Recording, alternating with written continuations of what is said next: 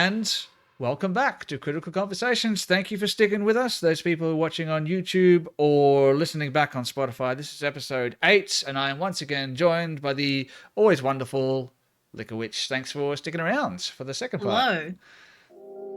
Hello. We're having Greetings. a little bit of a conversation in between the two parts, and we were talking a little bit about our, well, not about mine, about your origin story when it comes to your sort of creative passions and all that kind of stuff. I'm not going to share it with the people at home. I'll allow you to divulge whatever information that you wish. I'm happy to if you ask me some questions about it. Okay, all right. There were a couple of questions that I wanted to ask earlier, but I never got around to it. You mentioned you obviously you're a very creative person. You're playing D&D. You mentioned that you make a little bit of music. Is that right?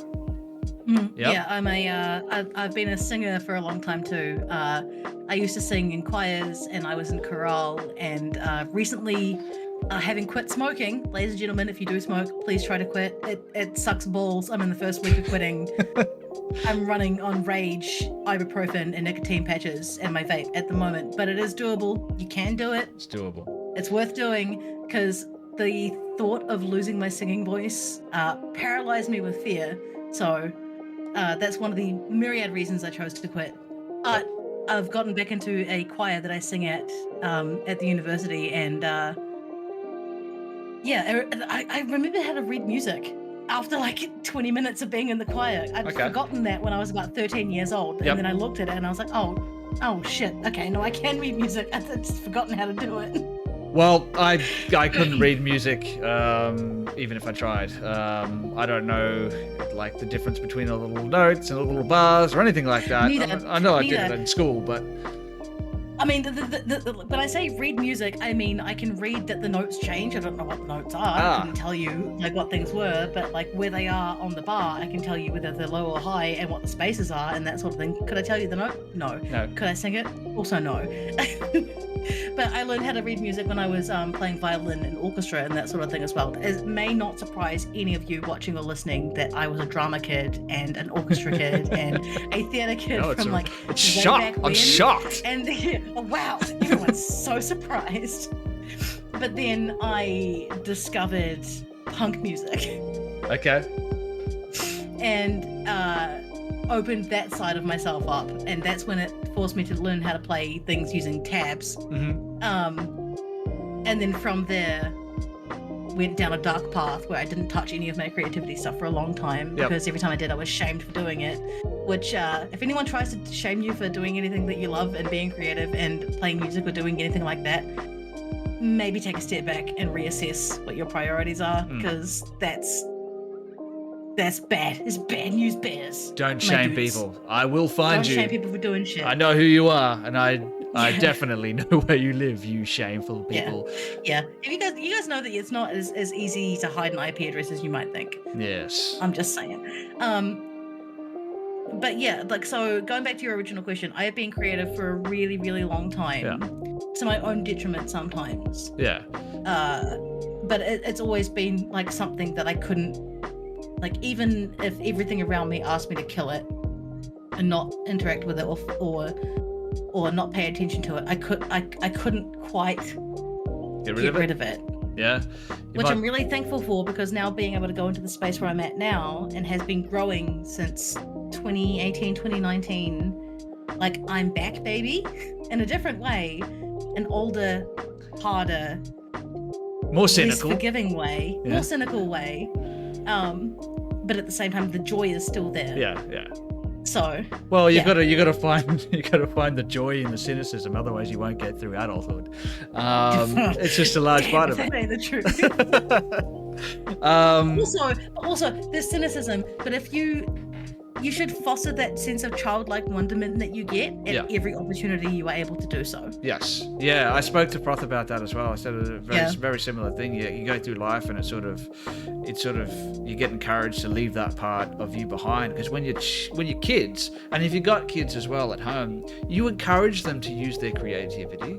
You encourage them to use that fantasy and make up these stories, and then somewhere down the line they sort of expect you to cut that off. Don't cut that off. If No, your kids are no. out there, you know, making music, it doesn't matter what kind of music it is, even if it's country music. Even if it's country To be fair, music. some country music fucking slaps. Well, I'm yet to be availed of that I'll particular find type you of some country music to send to you. Have you heard of Gillian Welch? All her shit is about like murdering cowboys. Oh, okay. Well, okay. All right. And like Gillian Welch, the Be Good Tanya's, like loads of really. Yeah, I have a playlist. I'll send it to you. Anyway, that's kind of beside the point. I think the But closest thing I've listened to is Credence. It's probably the closest thing to country music that I'm willing to get. Oh, son. You do realize the original country music was leftist in the extreme. Like, kill your bosses. Do not strike the picket, like, do not cross the picket lines. Basically, fuck the entire situation that brought us to this point. Mm-hmm. That's the heart and soul of country music, and it's coming back now, and I'm so happy. It makes me really happy to see, like, yes, give me a communist manifesto over the sound of a banjo. Please do that. I don't know why, but I just had that banjo solo from that one movie. What's it called again? Where they go out to that little country hick town. They go like rowing or something. Ding, ding, ding, ding, ding, Yeah, ding. that's exactly that one. Yeah, you know what I'm talking about. I don't think anyone remembers the name of the movie, but they remember that. They remember that scene. It's bizarre. Yeah. It's bizarre. Yeah. It's very convenient that a lot of country music got monetized into. Actually, Bo Burnham does a fantastic song called "Pandering,"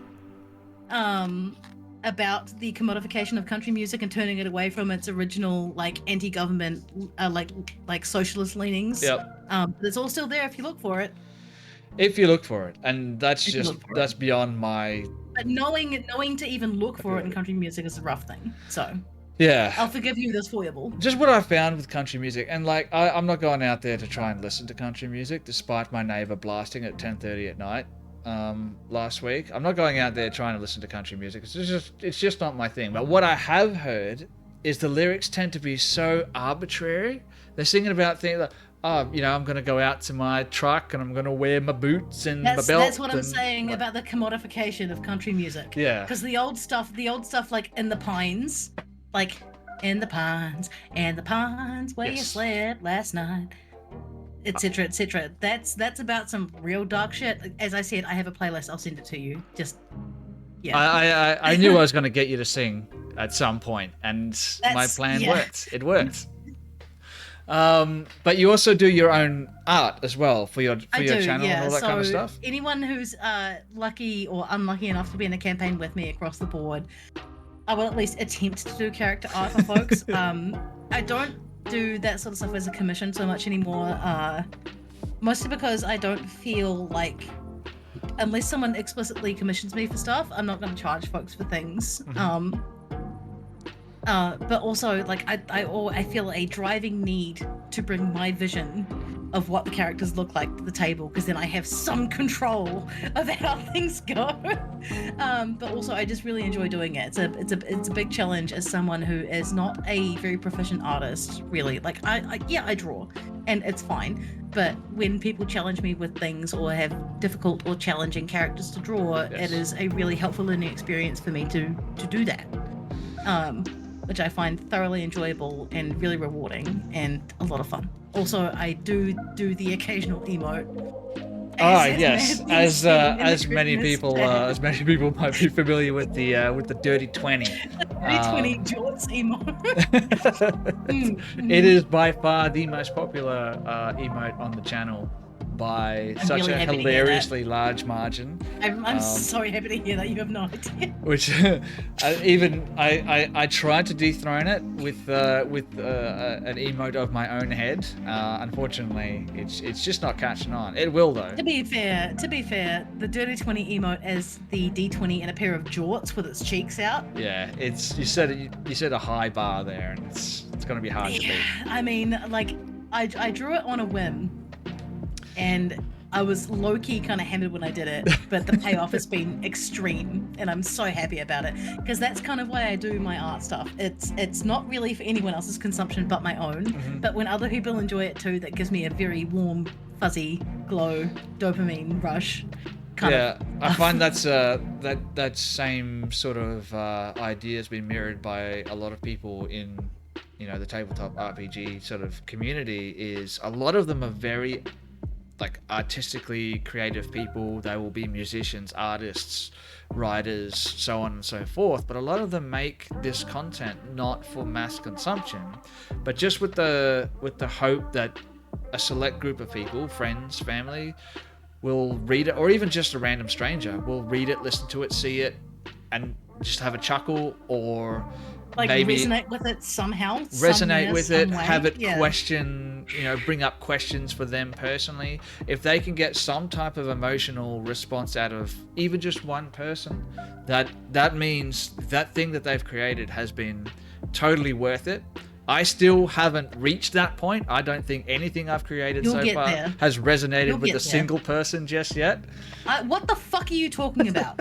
This entire thing is your baby, Sven. Like, it really pains me to hear you talk about yourself like that, because I can see the worth and the value of what you're putting in, and I'm basking in the glow of it myself right now.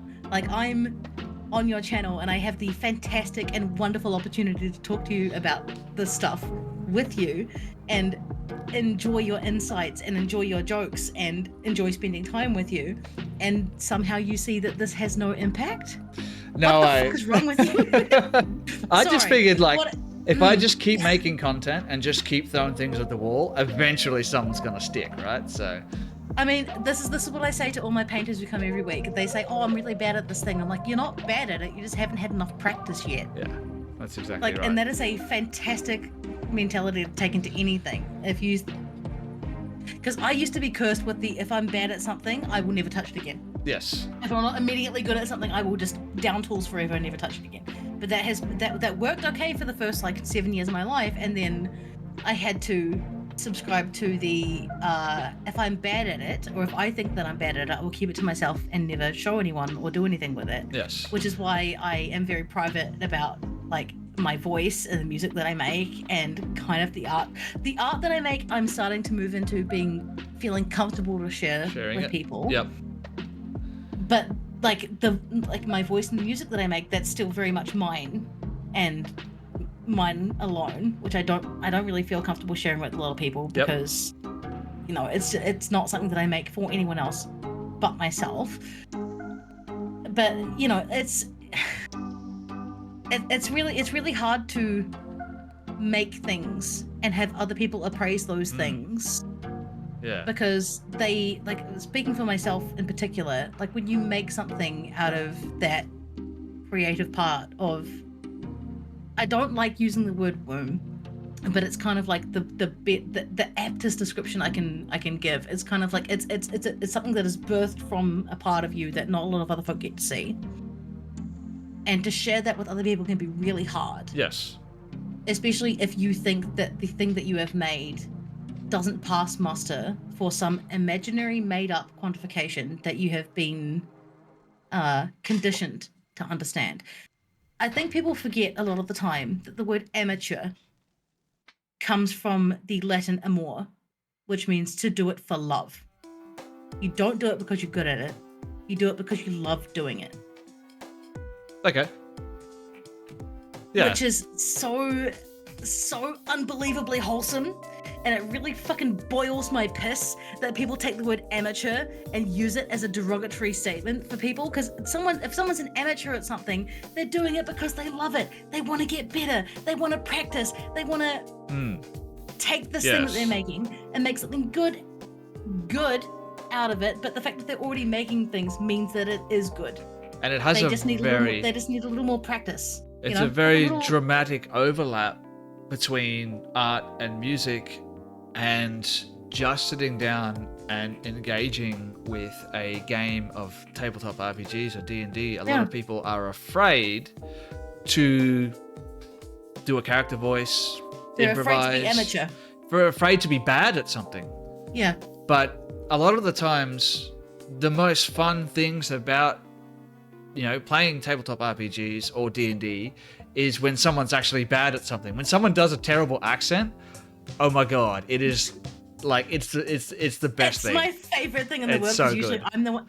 one thing I do for my players, okay, not to toot my own horn here, but I have been told by someone who I've played a couple of games with that I helped cement them in the world in such a way that they've never experienced before. And it made them engage in the world a lot better because I was the one who started doing silly accents first. Yes. I was the one as the dungeon master who started laying the groundwork for being bad at stuff first. And I made it very clear to my players very early on, especially with Avalon, like I am a very new DM. I don't necessarily know the entirety of all of 5e, but we're learning together. And if you read something and you want to tell me that I'm wrong, that's fine. Tell me I'm wrong. We'll look at it. We'll go on from there. Like, as much as I am the god of the world that I run, I'm also fallible, and me as the human makes mistakes.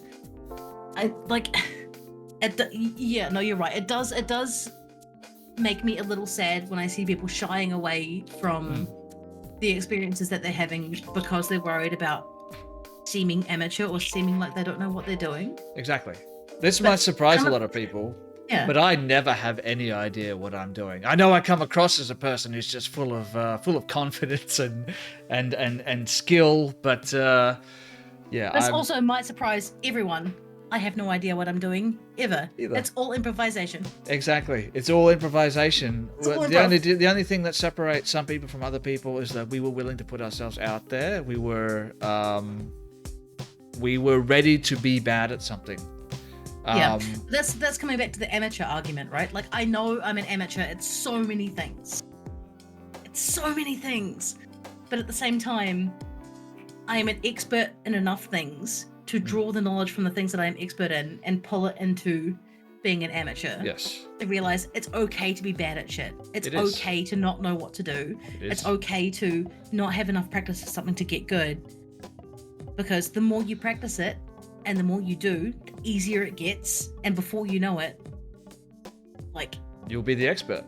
You're out there. It's not even being an expert. It's more just like, I don't necessarily know what I'm doing, but I know enough to both have a good time myself and also support the people who are coming up behind me. Yes. So I know enough. I want to use one of my players in Avalon for an example. Aelirith, who was my bard, she was brand new. Yanis was brand new to playing D&D, had never played a game before, but had read enough about 5e and read enough about stories and that sort of thing to figure out what I was doing, and would tell the other players who were coming on board stuff about the game. So basically, like, metagaming to a point where it was really, really helpful without disrupting everything. Yep. Because Aelirith and Kinura, my two players who were our girls in STEM, RIP, our girls in STEM, would have everything basically mapped out, but they wouldn't metagame out of character, which was fantastic. Yep. Because, they would be able to talk about stuff, like, out of character and then immediately go back into character and not metagame at all. But then also use that knowledge to pull up other folks who are also new to D&D to say, hey, the ability that you're using isn't actually it's not a range thing, it's an ability check thing. So, yes. What do you have on your character that can help them fail that check so you can hurt them with it? And it's just kind of like that's like, yes, my children, I'm so proud of you. Yeah, it's good to have those kind of players. And metagaming is something that's really difficult to navigate, especially for people who are very new to the game. Gemma's very, very new, and I've had to sort of explain what metagaming is and why it's sort of it's a difficult thing to navigate around. How do you sort of tackle metagaming in your games? How much metagaming do you allow people to get away with, or is it something that you try to stringently avoid? I think I allow probably significantly more metagaming than another DM would. But that's because I think generally you have to understand the establishment of the world and the lore that I've set up for various different things. So say, for example, if we're going into a fight with something like trolls and that sort of thing, and the players themselves know about troll stuff,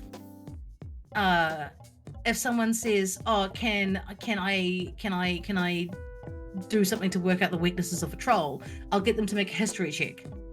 And if they roll over a certain percentage, I'll say you do have, because in the world that I've set up, they've gone through like basically wizard or like adventurer school, so they would have been taught certain things about certain things and about certain bestiaries and that sort of thing. So if they succeed on the history check, I'll say you do remember in one of your classes back at the Brigantine Arcane Division that you read something about trolls being weak to fire. Yes. Because that allows them to, because like their player knows something about trolls and is trying to work out the weakness, and I can either tell them or they will look it up and then say, oh, can I do this? But generally what I'll try to do to mitigate metagaming as much as possible. I'm very lucky in that a lot of my players don't metagame in character very much. Most of it's sort of out of character, where they'll sort of like talk about all sorts of random different things. Usually when I'm off peeing, because I have the bladder of an 85-year-old woman. But they'll talk about stuff like on stream, but when I'm not in shot or not in earshot, and I don't know what they talk about. But yeah, generally with metagaming, there is a point that I will allow up to, but there are certain points where I have to say, hey, like you wouldn't know that, like with Zane, for example, in the Avalon campaign, his character grew up not knowing fucking jack shit about magic or jack shit about any of the history of the place, because he grew up as a human in a human alcove in an entirely unhuman and unhuman-friendly zone. So when he goes into these places within this zone in the Feywild, he'll ask certain things and try to work out certain things, and I'm like, your character wouldn't know that, bud. Like, if you want to try, you can roll a history or an insight check, but it's going to be a really high DC to get there. So that's kind of how I mitigate it as much as I can. I'm very lucky in that I do play a lot of homebrew, so I can just make the rules up off the fly. Yeah. But then I do establish like rules as written going forward, like this is what we're going to do, kind of stuff, like on stream. You guys would have seen it if you've watched some of my streams that I do some of that with. But again, sometimes I do make mistakes and I take things the wrong way, and a very funny example of that would have been when Zane, our Water Genasi paladin, did a summon water from like a certain level high up, and we got all of the maths wrong, and then everyone took a shitload of bludgeoning damage, because when water falls at like a high velocity, it does a lot of damage. We got it wrong, but it was really funny at the time, and like if we had all been metagaming correctly, it wouldn't have happened. Yeah. And we only metagamed correctly afterwards, once we'd like gone through the debrief and talked about it. But yeah, it's as you say, metagaming is a tricky thing to navigate, especially in pre-written modules. Yes. But in saying that, it is worth talking to your players before you start the game, saying, like when you're doing your because I run a D&D consent checklist where it's kind of like, these are the things you're okay with, these are the things you're not okay with, these are the things that are absolute hard no's, etc., which I find contributes to a much safer table and a much more coherent table as well, because everyone knows where everyone else is in terms of things that are okay or not okay, which stops bad interactions happening. But yeah, so metagaming is a tricky one. I do mine via either hard nose or rolls. Yep. How do you manage metagaming at your table? How do I manage metagaming? I like to adopt a pretty similar sort of approach to metagaming, in that I will encourage players to perform certain knowledge checks to see what they do or don't know about a particular creature. But it is what I find is the best way to tackle metagaming is a bit of a case-by-case basis, because there are people out there for whom metagaming will completely ruin the immersion of the story, and there's other people out there who probably engage with it maybe on a little bit more of a casual sort of basis, who aren't as worried about metagaming. So I'm pretty lucky in the people that I've like similar to you, the people that I've played games with. I've had a bit of a mix between both of them. There are people who will not metagame, and there are others who I think maybe without knowing it are metagaming. I will allow some metagaming on behalf of those people who don't really know that they're metagaming. because the other players at the table don't mind that happening, because they know that the people they're playing with are different. Yeah. Can we just very briefly run over a definition of metagaming for those who might not know what it is, who are listening for the first time? Because I'm aware that we've just talked about it for like 10 minutes and then haven't really given a definition at all. Well, look, if people have found their way here and don't know what metagaming is, I'd be very surprised. But you're right. No, it is a good thing. It's something like I said, new players don't even know what metagaming is, because it's a very unique thing to tabletop RPGs. So metagaming is where you as a player have a piece of knowledge about an event, an item, a creature, or something that is happening in the story that's being told that your character does not have. Metagaming would be to act upon the knowledge that you as a player have that your character would not have. So in the example that you sort of gave us, we all know. So if you played, the old Baldur's Gate or whatever, you might know that trolls are, vulnerable to fire damage, and in fact require fire or acid damage to be killed permanently. We would know that as players because we've experienced that before. But our characters in this world, in this narrative that we've created, they've never encountered trolls before. They're not sitting there playing video games in their spare time. They don't know that. So metagaming is where your character would act upon the knowledge that you as a player have and use fire to kill a troll despite that cognitive dissonance between you as a player and as a character. Have I explained that? I think that's a really succinct way of putting it. It is definitely the cognitive dissonance between you as the player or dungeon master versus the world that you have built. Yes. Yes. And it can be really tricky to navigate, but again, like, it's always worth asking your dungeon master, like, hey, would I know anything about these guys before? Like, especially if you're a kind of a person like me, where you give your dungeon master a salient list of points about your backstory and then just let the dungeon master play with the rest of it, which I like to do for fun, because then the dungeon master surprises me with some really heartbreaking shit and I'm like, oh, okay, I gave you free reign on that, no, I'm regretting it.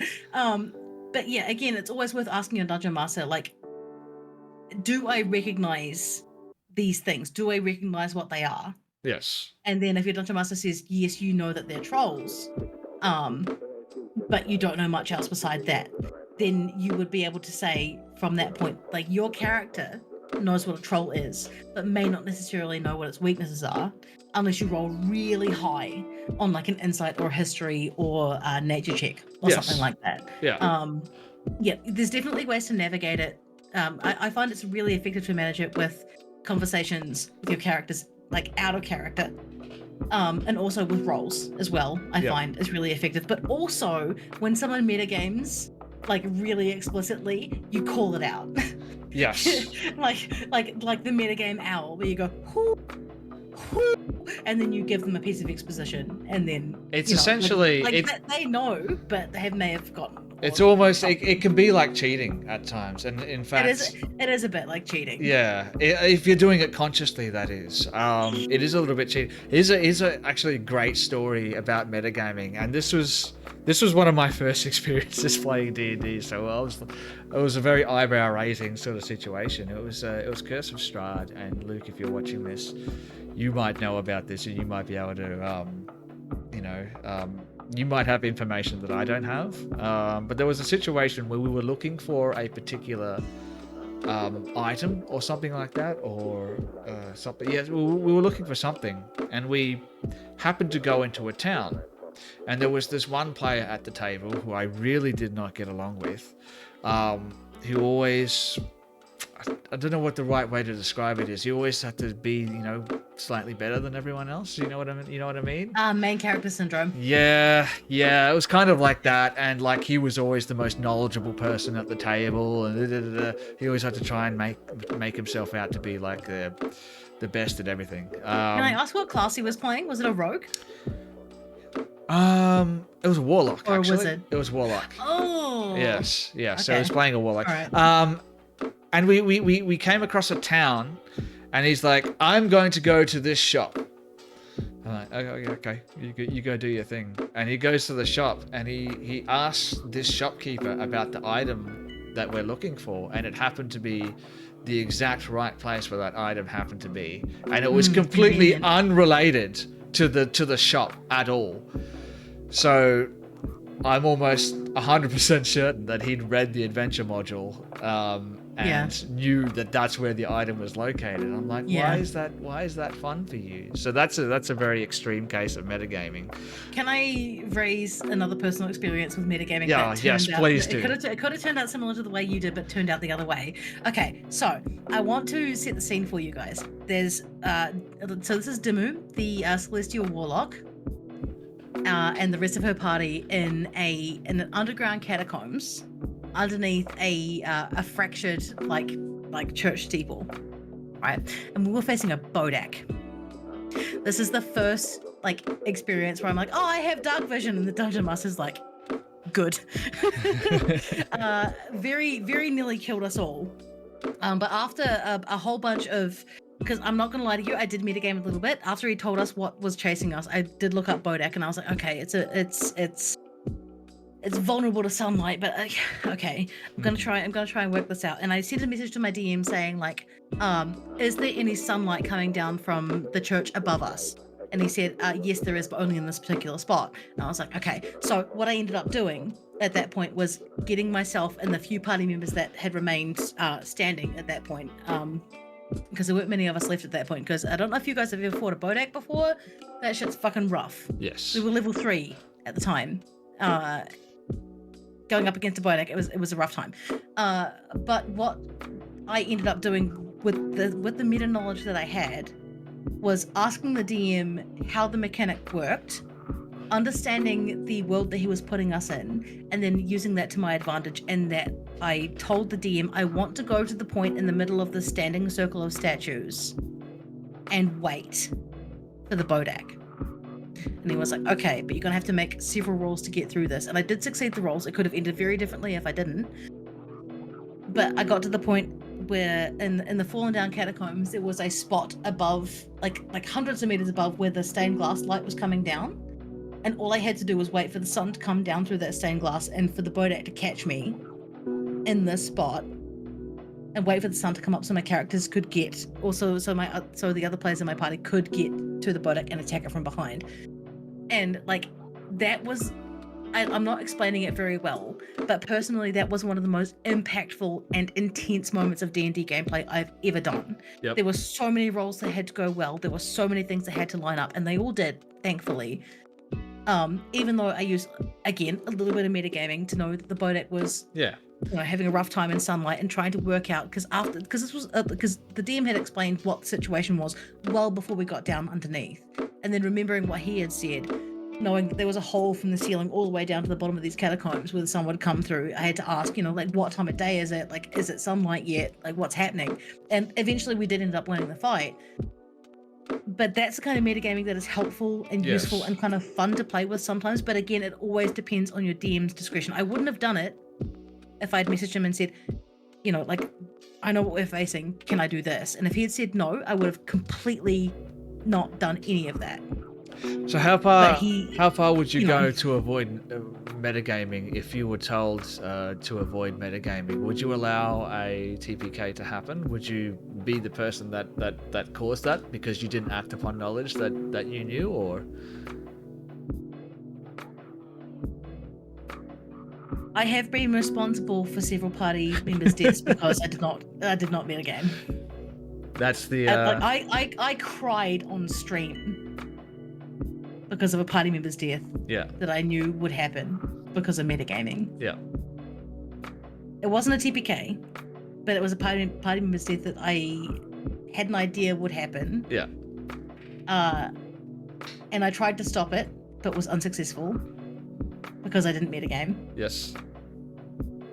And as much as it broke my heart, it was the way the dice rolled at the end of the day. Yeah, it can be so tricky, because I know there's a lot of like stigma around, you know, people who would say it's what my character would do, and it ends up being, you know, pretty terrible okay. all around. First of all, if you have to use the excuse as what my character would do, no, it's what you would do. That's your character. Yes. You as a person. That is you as a player. That's your character. Not your actual character in the world that you're sharing with us. That's you. Yes. That's on you. Yeah. So I don't like that excuse. It is. I have shut down many a bullshit. Yes. Yes. And kicked. Unfortunately, I have had to kick players off my table because they were acting like that. I'm like, don't come back. It's been a very close call with us as well. When some players, even guests who have come on stream, have done some things that have been pretty questionable, where I've had to sort of rope it in. But we really treaded some dangerous waters at time. Just because we're playing, you know, a tabletop RPG, just because you are presenting or inhabiting the psyche of a different character does not mean you get away with whatever you want to do. But in the context of metagaming, it's a very fine sort of line to tread, where you can fall on the wrong side of the water is pretty easy. But I guess what it comes down to is that open and positive communication between yourself, the dungeon master, and the other players as well. Yeah, I've got a question for you too. Like, how do you deal with problem players at your table? Like, how do you either mitigate it or, you know, like nip it in the bud? Like what's your approach to dealing with problem players? I've gotten pretty good at it, because a lot of the times I've had to do this live on air. So yeah, I put a lot of trust in the players, but I've sort of learnt a few things that are definite no-goes for me, that I'm very upfront with people beforehand, especially people that I haven't played with before. Whenever someone joins the channel on one of the streams, I'm very upfront. I say, you can have as edgy a character as you want, but your character needs to have a motivation to work well with others as part of a team. I don't give a shit if you want to be edgy. I'm not having a part of it. So I'm just upfront. Like, it's not conductive to any story. And when we first started with Neo Magnetic, this is something that I had to be very, very vocal about, because that setting relies on a lot of like mistrust and, you know, edginess in their characters. And I've listened to a few podcasts and watched a few streams of Cyberpunk Red, where the first few episodes is just such a drag, because it's like hours. Dude, I know, I've played it. It's hours of everyone trying to find a way of working together as a team. Now I got lucky. I got a very good group, very experienced people, and you know, they got along really well. They get to be these edgy characters who have their own motivations and mistrust of other people, but they still find a way to work together as a team. So I'm just open. I've learnt what to avoid, so I'm open about that up front. And generally speaking, what I'll try to do to shut down problematic sort of things that might be happening at the table, I'll try and use an in-world event to sort of disrupt whatever it is that's happening. If that doesn't work, then I will stop the game, whatever's happening at the time. If we're streaming, I'll just say, and I've done it before in the past, where I just said, and we're going to go for a short break, and we'll go for a break, and I will talk to whoever I think it is that is sort of creating that situation, and just sort of let them know what's going on and sort of how we can course correct it. So I work together with them, and if they're unwilling to do that, then that'll be the end of the session for them, and that's okay. Like I said, everyone plays D&D and tabletop RPGs in a different way. Everyone consumes this content differently, but as the community manager and as the DM for games, I take that responsibility of creating safe places for people to play upon myself. And when people's way of experiencing that is so radically different where it becomes unsafe for one person at the table, then it's just my responsibility to make sure that we either course correct that or just eliminate that player entirely. Which is unfortunate, but it's just a reality. It's just something that, you know, we sort of got to do. So I guess one example that I can provide is we had a guest come on, and he played a rogue character, and it's always the rogues. It's I'm a sorry, rogue. not Yeah, talk shit about the rogues, but like it's mostly the rogues. it was. Yeah, this definitely fell within, you know, very definite archetypes what you would expect. It was a rogue, and the party had set up camp in this jungle, and I don't know exactly what part of his backstory it was, but for some reason he decided to sneak into one of the tents of one of the other players at nighttime while they were asleep. Happened to be a female player as well. So I'd sort of, you know, had a conversation with this guy beforehand and sort of thought that we were on a very similar page in regards to, you know, how we do this sort of thing. Yeah, so let's not violate the consent of our fellow party members. Yes. Let's not do that. So I don't know exactly what his intentions were then. He said that afterwards, you know, when I pulled him up for it, he said he was going to try and threaten her or whatever or something like that. At that point, why, dude? But why? But why exactly? You're here for 1, maybe 2 episodes. Are you going to drag this entire episode to a halt so you can have your edgy moment where you hold a knife to someone's throat? That is not conductive to our story. Do you want to do PvP? Yeah. Because we will do PvP. Yeah. And you know, like you're in close quarters, but because you're attacking her in the night, I'm going to give her advantage on everything. So it's a big reason. It's a big reason dog. why I say, when there are new players, guest players, or people that I haven't played before, I'm not interested in any PvP whatsoever. I'm not allowing one person to roll against another person in any way, shape, or form. If you cannot safely and each other's improvisational sort of situations. The other half of yes and is always no but as well. Yes. So because I've had situations, even with players who knew each other, who have played together before in the past, they both had a different idea, and because I allowed PvP, I set the precedent for one player to try and pick up the other player and take him away, and the other one try and struggle, and just became this back and forth where nothing happened, and it was just not good content. It was not fun storytelling for anyone. So now I basically, with the very trusted people, I say, we're not rolling against each other. We just yes and each other's improvisation. Like this is a role play thing. Yes, exactly. Like if you push it to combat, if you are the one who pushes it to combat, you roll at disadvantage for everything. Yes, so I won't do player versus player combat unless it's been prearranged. Like in a fighting pit kind of situation. Yes, and that happened in Far Beyond the Void, and it's a way we introduced a new character. I had her come in the arena, and they fought together, and it was an amazing episode. It was so good, but it's only because we spoke about it beforehand. Because you can imagine if one player kills another player's character, even if it's by accident, if they do a critical hit when they're almost dead or something like that, and they're gone, it's not good. It's not wholesome, and it's not conducive to good collaborative storytelling either. No, exactly. So yeah, that's in a roundabout way. The answer to the question is I'll try and use environmental ways or story ways to sort of disarm that sort of situation. If I can't, then I'll go to the metagame way of doing it, which is, you know, outside of game, actually having a conversation with someone who I believe is being unsafe. Yeah.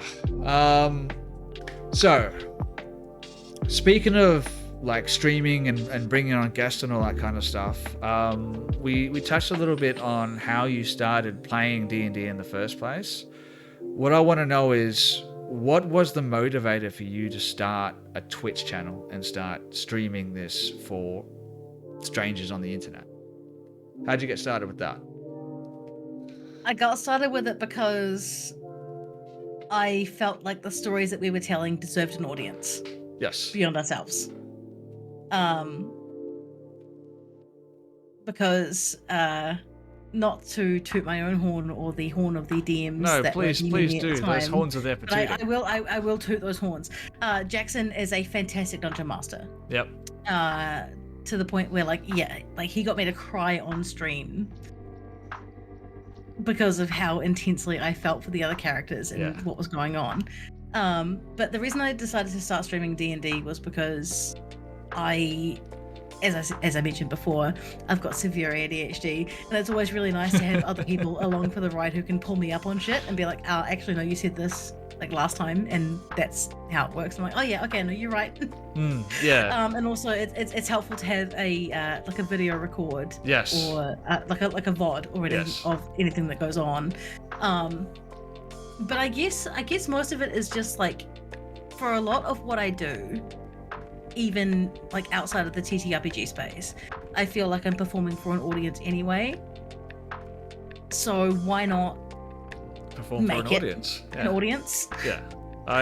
And I'm so grateful that I have a fantastic community of folks who rejoin me for every stream, even if it's only like 1 or 2 viewers, which is what I'm kind of sitting at the moment. Yeah. But like, you know, that's because I don't stream very often anymore because of my work schedule or anything like that.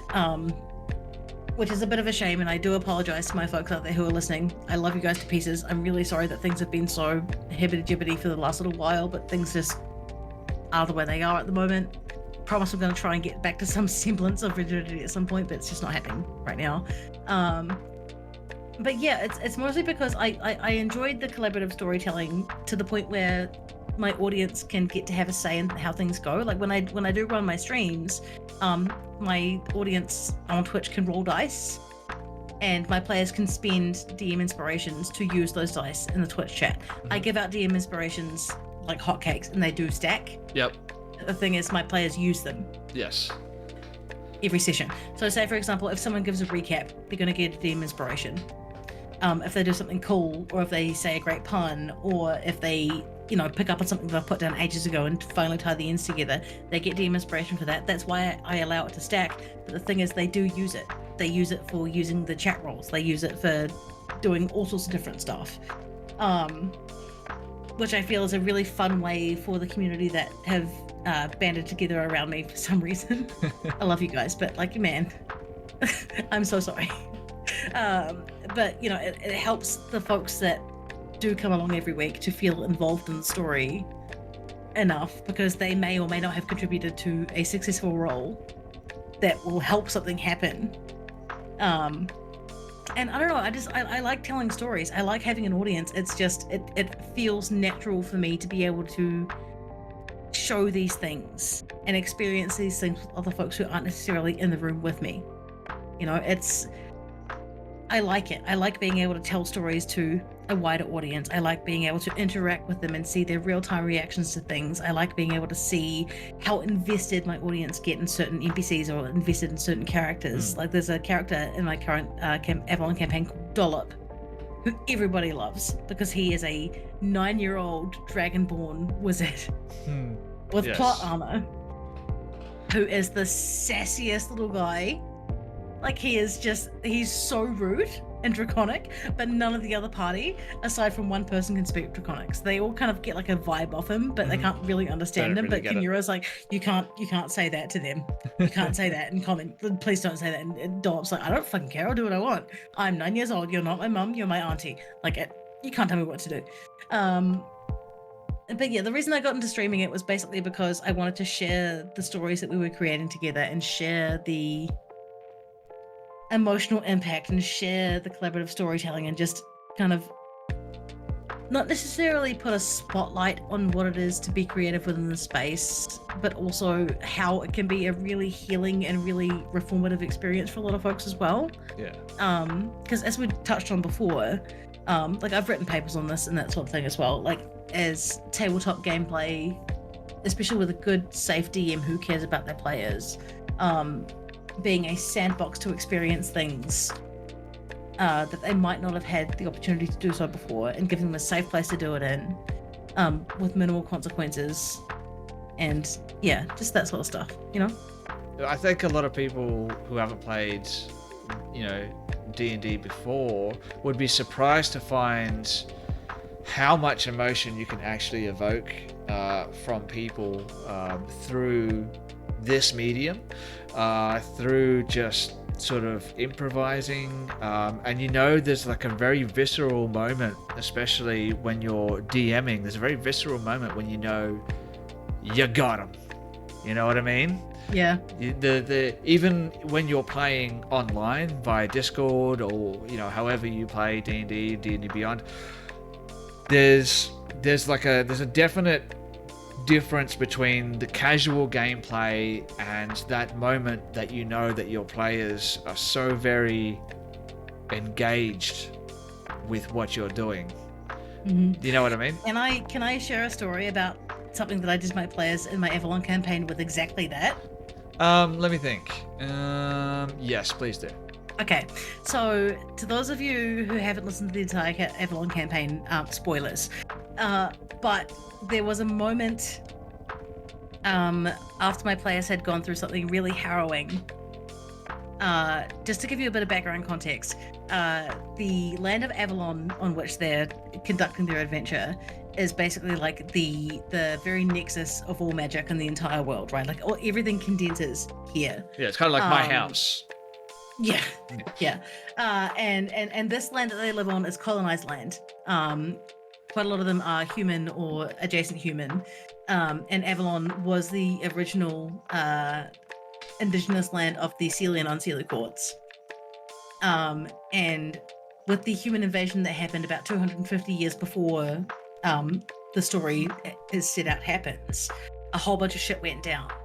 And a whole lot of stuff was going on in the background. To do with the Round Table and Merlin and how they have managed to raise Brigantia as the city up out of the ground and onto the heads of the cliffs instead of where it was in the lowlands before, and how it manages to protect itself from the storms that the Unseelie have been sending to smash against the walls and try to break the barriers down. Because the Unseelie are fighting for their land. Collateral damage be damned.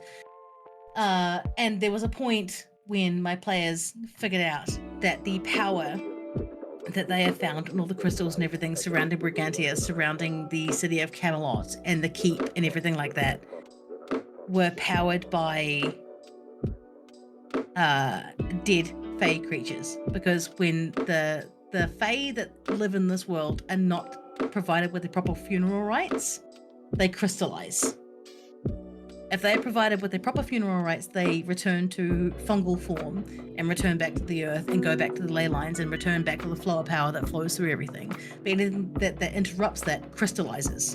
And the humans found those crystals and used them to power everything. So the moment when my players realized that all the power that they have experienced previously, up until that point in Brigantia, in the towns, in the cities, and the items and the weapons and that sort of thing that they were using were powered by bodies that were not put to bed properly, I watched one of my players' facial expressions change once she realized what I'd said and how I'd laid it out. And the look of devastation and understanding on her face was so real. Just like, and I knew I'd got him. Got him. You got him. I'd got him. Because previously, these guys had been out doing quests on behalf of the humans of Brigantia, being like, oh yeah, we were summoned here by Merlin. He's got us doing a whole bunch of stuff. Let's see what we can find out. Let's do what we do. And the further they went down that track, they figured out what was wrong and why it was wrong. And then when they finally figured out what the power source was for so many different things, the crushing realization that they'd been acting on behalf of the enemy the entire time. Oh, priceless. Yes. Priceless. We live for those moments. I know it's not a glamorous life, but those are the moments that we live for. Yeah. I was like, oh, got him. If I could drop my mic, I would. But unfortunately, it's attached to my table, so it's. But yeah, like that's kind of the thing, right? Like you do all these things, and the story builds and grows and evolves. Speaking from my own personal experience, like in my head, the characters only have influence on the world, but they're not necessarily going to change it. Like the sun is still going to rise, even if they all die.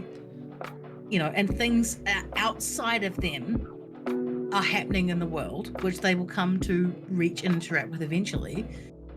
but like not everything is centered on them, and because of that, when these impactful moments happen and these emotional things happen, it is so much more impact, and it's so rewarding to play. And I hate deceiving my players like that, but like, holy shit, the payoff, it's so good. It can be like it's such a great experience to know that the story that you've been able to sort of weave together has had an impact on someone emotionally. It's very similar to how a painter must feel when they see people relating to or engaging with a beautiful painting that they've made, or people resonating with music that someone's created. It's very similar. And there was a time a long time ago when people would come together, under the starlight and tell stories, and those stories would be meaningful to other people over time. I mean, are we just I know you're saying a time passed. It hasn't. Like, is that not? Yeah, that's what I was about to say. It hasn't. It hasn't. It still happens. That's what we're doing now, but it's just It's just a completely different medium. But it's the same. It's the same thing, and it's such an important part of people's growth, and such an important part of communities to be able to sit down and tell these stories in safe ways where people can engage, and it brings people closer together. And I find that that's one of the magical parts of Dungeons and Dragons and tabletop RPGs. It brings people together through that collaborative, creative process of storytelling, and I think that's where we're going to have to bring this episode to a close. Before we do, we'll do a couple of lightning round questions just before we sign off. Okay. If you had any advice for a new DM, just one piece of advice, what would it be? Do it scared. Do it scared. Yep. All right. If you had actually, here's a good one. How do you see tabletop RPGs evolving in the future? Stop being so gatekeepy, and you have more fun people at your table. Good. That's a good one. And last one. What would you like to see happen in the tabletop RPG sort of publishing sort of area? People getting properly remunerated for the work that they're doing within the 5e space. Beautiful, because as we said, it is collaborative storytelling, and we all build. I'm not just talking about storytelling either. I'm talking about art. I'm talking about story stuff, everything. Stop using AI for shit. Like, it's all very well and good to use AI for a couple of character portraits, but stop using it for everything else. If you can afford to pay for a commission, get a commission done, because AI art or images, I should say, I never call it AI art. AI images never quite capture that same level of personality. Also, they are stealing. Yes. Also, they're stealing. But they're not stealing from me, so it's okay. No, that's not true. Don't steal. Don't steal, people. It's not good for. If you have to use AI art, use it as a prompt, and then draw over it and make your own art on top of it. Yes, do that. Use it as a tool, not as the end point. That's all I have to say. Good about piece it. of advice. Stop stealing shit. Stop stealing shit. Stop stealing shit. Stop stealing shit from people who can't afford to be stolen from. Yes, exactly. Steal from the big corporations who have billions of dollars to spend on bullshit. Don't steal from the artists who are trying to make a living. Don't do it. Correct. Steal from fucking Marvel. Steal from the movie companies. That's right. Steal from them. Get yourself. Don't steal from the folks who are out there day to day trying to draw shit and try to bring your creative vision to light. Don't do it. Don't worth it. Or learn how to draw yourself. It's not that hard. Just takes practice. Yeah, and you'll learn a new skill in the meantime, which I think exactly. is great. And the more you learn how to draw, the more annoyed and angry you'll get at AI art sculpting. I'm just saying. Oh yeah, no, that's one thing. Look at PewDiePie. He learned how to draw in 60 days. Did he? Yep, it's on his YouTube channel. It's all right there. Okay. I don't have time for that. I'll pay other people to do it for me. People vastly more talented and skilled than I am. I'm just a pretty face, unfortunately. Thank you for joining us. it's been amazing having you on. I'm looking forward to finally being able to sit down and do the next episode of Beware the Witching Hour, which hopefully we should be recording next week. Because fingers crossed. Yeah, we if you haven't already checked that out, it's available on our YouTube channel. Episode 1 is available right now, so yeah, make sure you check that one out. Have you chucked it up as well, or?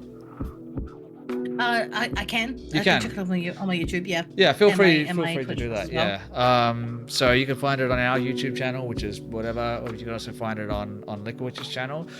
Speaking of Liquorwitch's channel, if you haven't already done so, make sure you check her out on Twitch. Give a like, share, follow, subscribe across all of the social medias, as well as Twitch and YouTube, because.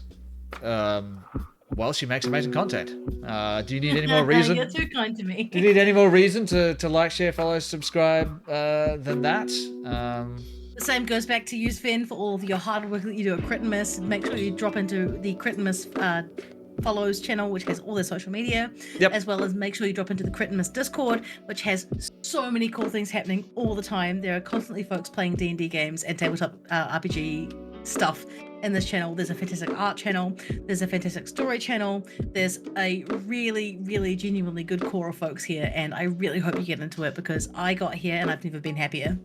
Yes. So make sure you drop by. And we've been happier having you part of the Critverse, and you can become a part of the Critverse as well. Yeah, make sure you check us out on Twitch. You'll find all of the links available right there.